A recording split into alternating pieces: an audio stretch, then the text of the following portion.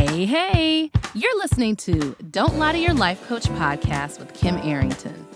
I'm Kim Arrington. I'm a life coach, a weight loss coach, an author, and a badass passionate about helping you connect back to your most authentic self. Join me here each week so I can coach you on how to think all those juicy thoughts that get you feeling your absolute best and taking some big ass action. Coaching has changed my life, and it can change your life too.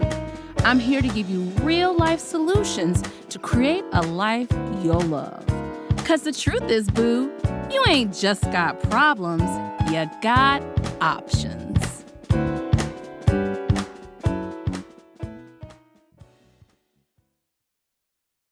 Hey, y'all. It has been a minute since I recorded a new podcast.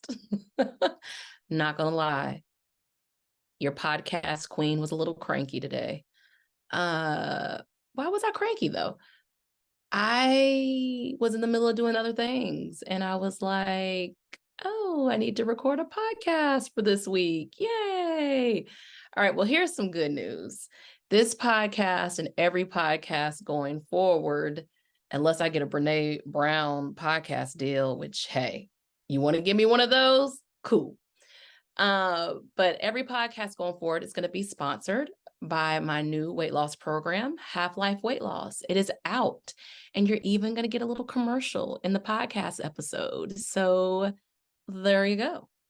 If you're interested in getting all the goods on my new weight loss program, you're going to go to www.kimarrington.com/weight loss. If you want to coach with me one-on-one, you better get in there because I am starting to go a little further away from private coaching, one-on-one coaching, into eventually more group coaching and courses. So get me while you can, one-on-one.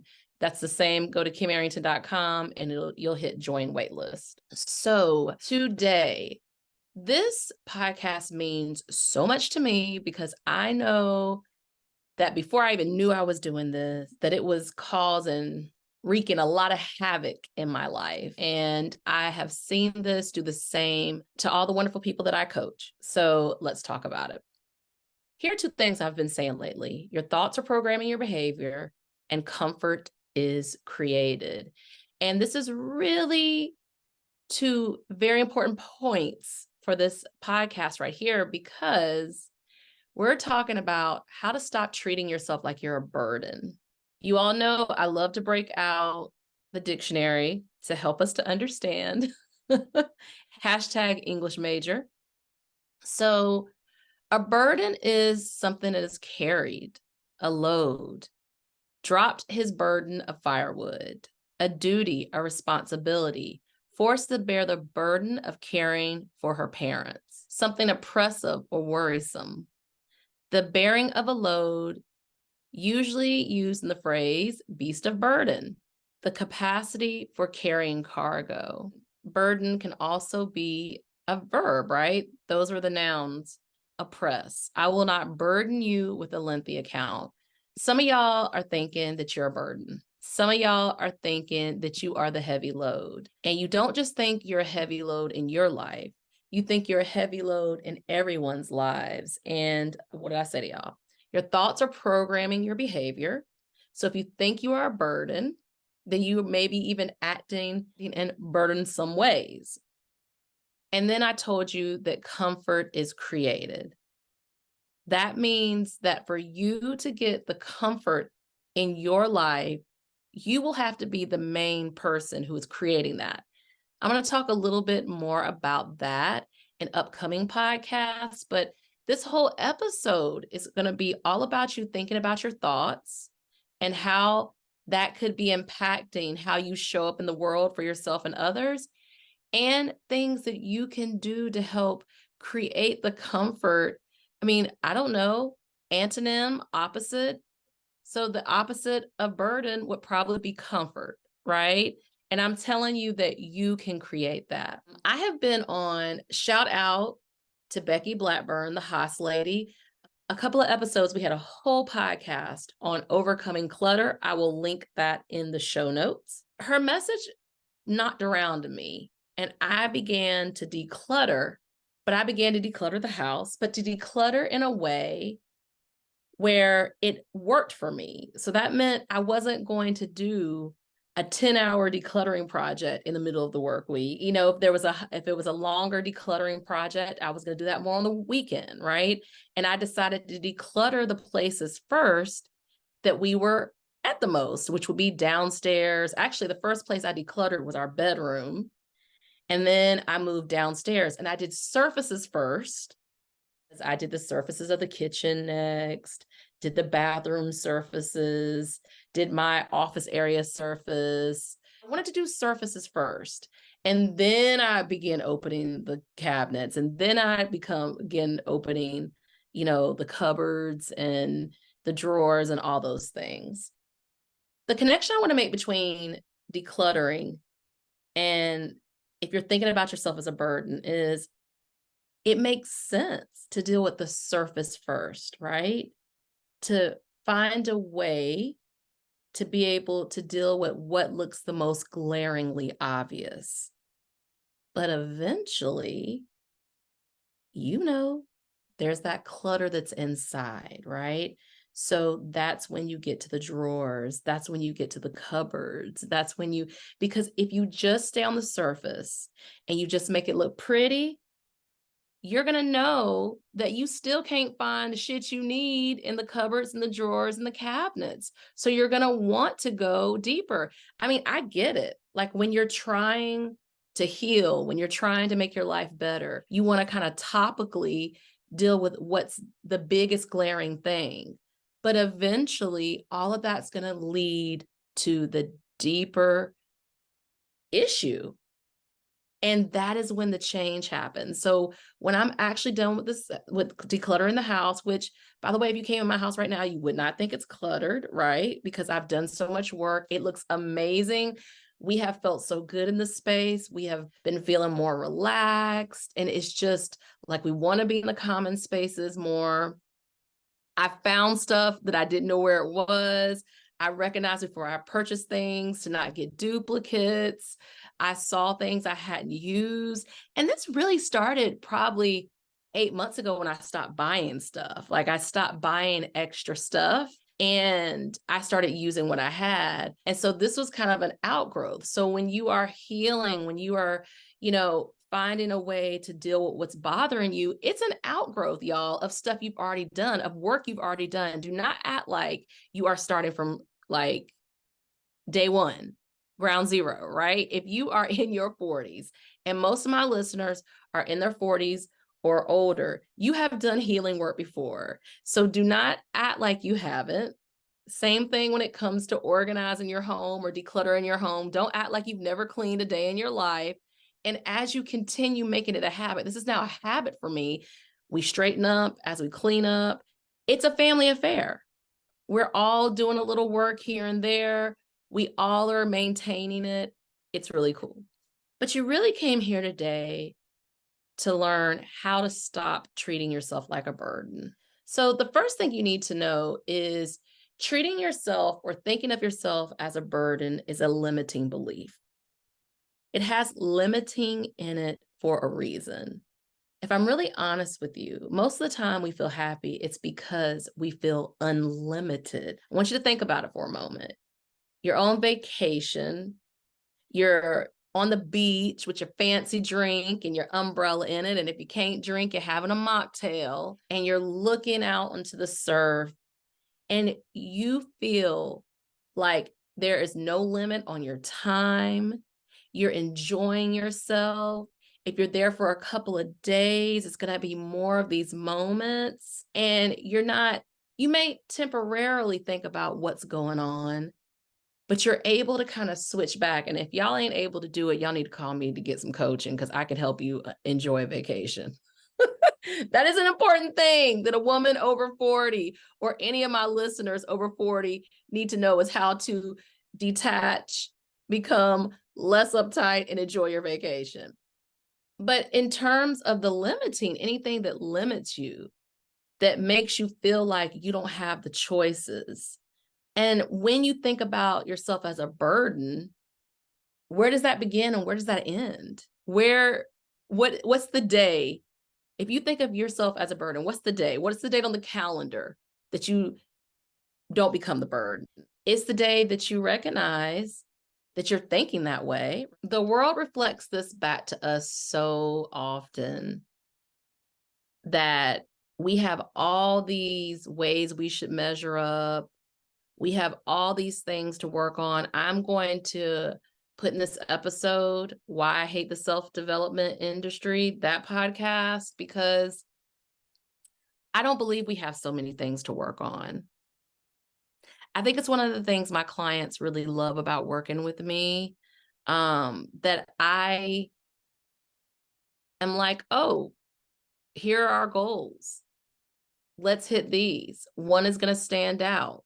And then the other ones, like you don't have an unending list of things you have to work on. And the same thing about being a burden. As you are able to recognize that you're feeling that way about yourself, then you're able to do something about it. I do want to talk to you about what that looks like, because I know some of y'all are like, well, what does she mean when she's talking about, do I see myself as a burden? Do you get impatient with yourself? Do you allow yourself to have a process? Do you allow yourself to be a beginner? Do you allow yourself to make mistakes? When you hurt someone's feelings, do you ruminate about it all the time? Do you think you're a perfectionist? If you're a perfectionist, another way to say you're a perfectionist is you think you're a burden. Because if you don't think you can make a mistake, then you think that your life is governed by just what you do right. That is burdensome. How are other ways that this shows up? It shows up in your relationships. If you feel like you're the person who never gets chosen in a romantic relationship, or that you're the least liked family member, or if you're at a job and you feel like that no one understands you, no one sees you, no one hears you, that's actually, if you look at the underside of it, you feel not only like you're burdened, but you are burdened. Here's some more English major facts. I remember we learned about the different characters. So a flat character is a two-dimensional character that lacks depth or real personality. Usually flat characters are the ones that don't change. They end up staying the same. There's one good-natured flat character that I could think of, which is Dory from Finding Nemo. She's just telling you, just keep swimming, just keep swimming. Another one from Little Mermaid is Ursula. Ursula doesn't change. She's got it out for Ariel, right? Scar from Lion King. They're all flat characters. A round character is different. It's the opposite. They're deep, they're layered, they change, they go on that hero's journey. They're interesting to audiences because they do make mistakes, but they're able to rebound, and they rebound even better. Audience feel invested in their successes and their failures and their strengths. They become a different person in the course of the story. Let's talk about Simba from The Lion King. He grapples with self-doubt and guilt, especially after his father's death. He blames himself for the tragedy and struggles with his self-image. But however, he has helpers, Rafiki, and the love of Nyla, and Simba overcomes self-doubt, shows a significant internal transformation, which is a hallmark of a round character. These are not my words, friends. I looked this up and found this out. What's more appealing? Are you going to be that two-dimensional character who lacks depth or real personality, who only can be a certain way?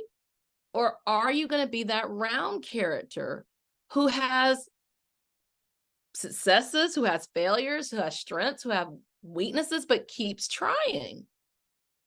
That's the difference. The flat character is the burden, and the round character, even though the round character is doing all these different things and engaging goals and also feeling very at times scared, but doing it anyway, is actually the round character who's not burdened.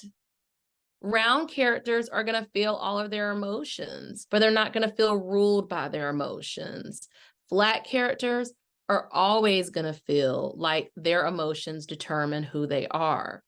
So as you're letting go of being a burden, as you're letting go of seeing yourself as a burden, one of the ways you're going to want to do that is beginning to experience and feel your emotions. A coach is great for that. If you do my weight loss program, I teach something called the 5 O's of talking back to hard emotions plus quick fix. I know it's long.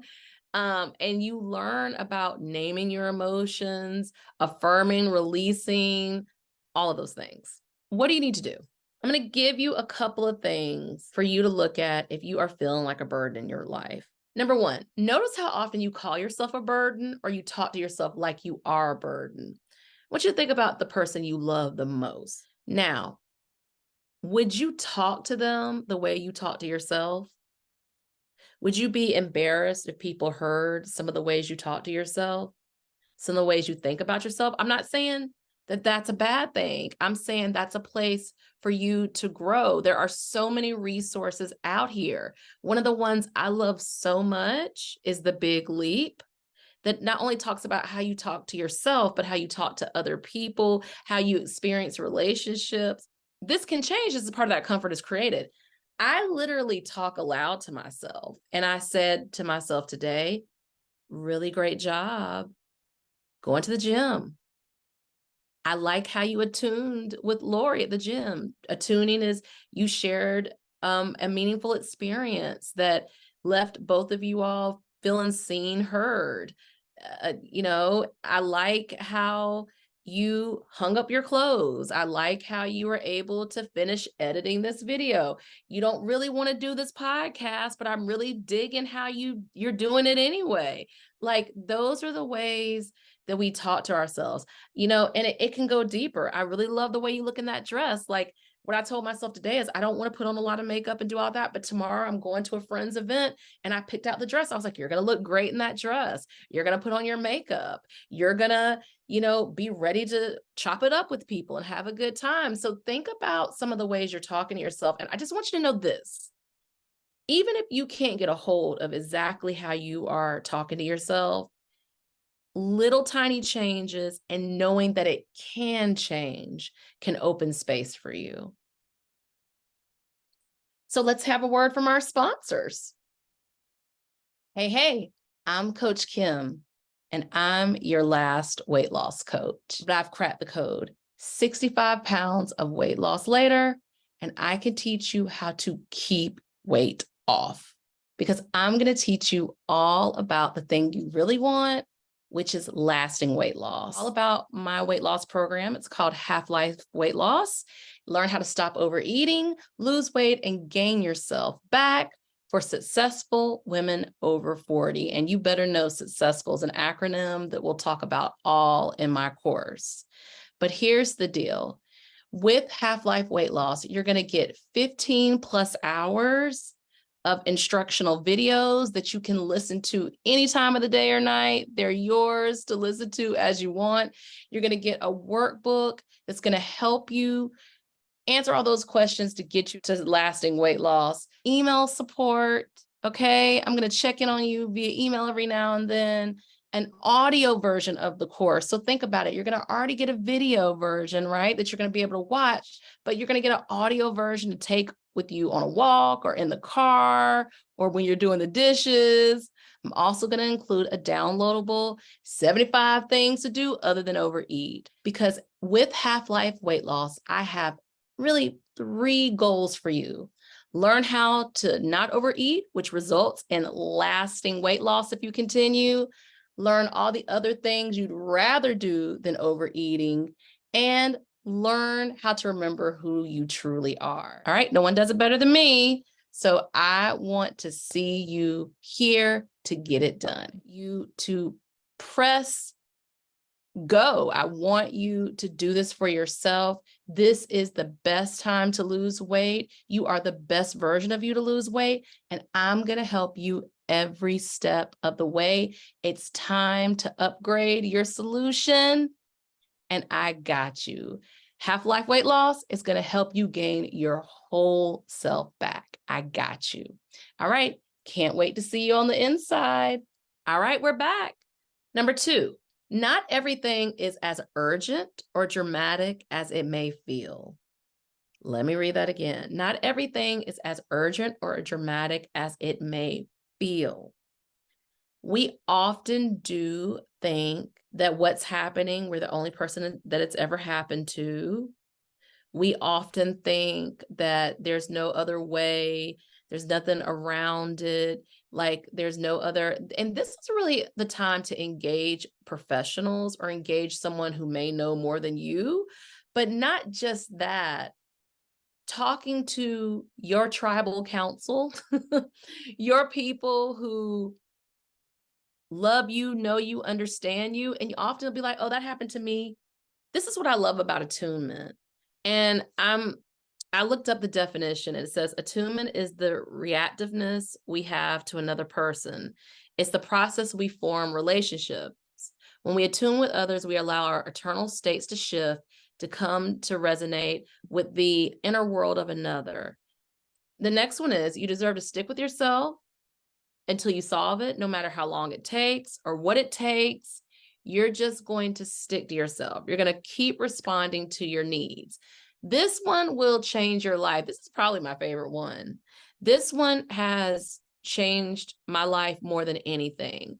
There have been times where I've been looking for a solution and I could not find the solution. I'll say this with weight loss. I could not find the solution. And I kept trying this and I kept trying that. And then finally, I was able to like put together what I needed that could help me and help others. Or we could do this with anything. Like I hear people who have pain. I was just on Instagram and there's this whole somatic technique that helps release pain. And I was so intrigued by it. Or there's acupuncture, there's going to a traditional doctor, there's pain management, there's all these different modalities. I have a friend right now who her psychiatrist is using magnets over a certain amount of days to help, ease some of her symptoms of anxiety. I mean, there's so much new stuff, more new things. And some of it you're going to say, oh, well, is that snake oil? Some of it may be. But when it comes to the case of you continuing to do what you need to do until you need to do it, sticking with yourself, it's called commitment. Committing to yourself, no matter what, is what gives you that comfort. That comfort is created feeling. I love this one. I love this one. Number 4, you've got to have a body release. Some of us don't have body releases because we see our bodies as burdens too. You've got to cultivate a relationship with yourself where you see your body as the opposite of a burden. I was just talking to a client, and the client weighs over 500 pounds. And she said to me, I only get 500 steps in a day. And I was like, that is incredible. Like, that's amazing. But more about the body release. So again, I teach this process called the 5 O's. And one of the steps is to have a body release, which means, I'll give you an example. Someone makes you mad. Your body release would be crying, could be going for a walk, could be talking to a friend, could be watching a YouTube video and dancing it out, could be, as a matter of fact, I'm going to go into my course and I'm going to give you some examples of a body release. This is coming directly from my course, Half-Life. Singing off key at the top of your lungs, dancing it out, sex, screaming into your pillow, going on a walk instead of catching a case, journaling to save your life and someone else's. All right, let me get you to a couple more. Cry, exercise, sports, yoga, breath work, gardening, doing art. I did say sex, but self-pleasure counts. talking aloud to yourself or someone else, pool time, meditating. So your body release doesn't just have to be literally you exercising. It can be. It can be even just sensation with your body, being in a pool, right? Taking a shower, all these things. So when you feel like a burden, you want to recognize the emotional component of it. But as we release things, like my decluttering, it's a body release. I'm using my body to get rid of things. And it's allowing me to own my space, but also like decide how I want my space to be so I don't feel burdened. The next one is examine how and why you feel like a burden to others. And what do you want to do about it now? I didn't say what do you want to do about it when you were a child, but what do you want to do about it now? What changes do you want to make? If you feel like you're a financial burden to someone, how do you want to increase your income? How do you want to have a conversation about that? If you feel like you're a burden to others because, what just came to my mind is that you may have a temper. What do you want to do to work on your temper? There are millions of resources, probably billions of resources on YouTube. There are all types of programs. Like you can find things for free. You can pay for them. But anything you feel burdened, and so many of us in this country feel burdened about money. If you feel burdened about it, you need to learn about it. When I was feeling burdened about money, I started reading books about money. The Psychology of Money was one of the books. I literally went and was like, what are the money books? The Psychology of Money kept showing up. I will link it into the show notes. And I needed to know about the history of money, and it gave me the history, and it gave me the history of spending. So I didn't feel like such an asshole for how I had been spending. It literally changed my life. I went on this no buying clothes ban for about 8 months. I did just buy I don't know, 7 dresses for like $40 from Old Navy's end of summer sale. And I bought some running shoes, which I had allotted myself to be able to buy running shoes, but I needed to know more. I needed to understand why I was feeling like a burden. And so let's get to the next couple. What are your physical burdens? I'm meaning do you need to clean your car? Do you need to clean your house? Do you need to get dressed and look like your favorite self? When I talk about physical burdens, I'm meaning things you can see. What do you need to do to feel better about your physical space, about yourself physically? A lot of people struggle with the exercise routine, but what did you like to do that was fun that didn't feel like exercise? I'm getting exercise by cleaning up this damn house. I could tell you that. I'm lifting and heaving, and I got to go to the Salvation Army to drop off some things. So think about what are some physical things you can do? And here's extra credit. And I'm going to admit this. Sometimes getting emotionally healthier, physically healthier feels like a burden. Sometimes it feels like a burden to get healthier. If you just slow down, if you're less reactive, you notice when something is causing you discomfort and you decide what you want to do with it, then you'll be able to feel better. And before long, if you give this 3 months, 6 months, 2 weeks, a year, and you're just like, I'm going to stop feeling like a burden, you can type it into YouTube. I know they got some resources, and you just kind of think about an issue you have, and you decide, I'm going to tackle maybe these 1 or 2 things, and you work towards that, your life will incrementally get better. Keep joining me here, because I'm always talking about how you can feel less like a burden in your life and the lives of others. But just believe that how you feel Remember, we went back to what I said earlier, which is your thoughts are programming your behavior. If I change how I'm thinking about myself, then I feel better. Comfort is created. Like, that means that I have the ability to bring comfort to myself. And before we go, this was in my fortune cookie, and I keep it on my desk. The man or woman or individual who has no imagination has no wings. So I want you to think about how you can engage your imagination to solve for whatever is going on in your life. You keep coming back here. I'm a damn sure do my best to help you. So with that, y'all come back next week. I've loved talking to you. Have an amazing day. Are you feeling what you just heard? Good, good. Repeat after me. You don't have to figure it out on your own again anymore. I'm here to help. Head over to KimArrington.com and download my free video series dedicated to getting you feeling your best right now. Look around, there's some good stuff waiting on you. Got questions? Well, we're always talking on the socials, so find me on YouTube, Insta, and the book. Don't be shy, y'all. Go listen to another episode or join me here the same time next week. Finally, don't keep good shit to yourself. Share this with a homie that could use some help too. Remember, we're not lying to ourselves anymore.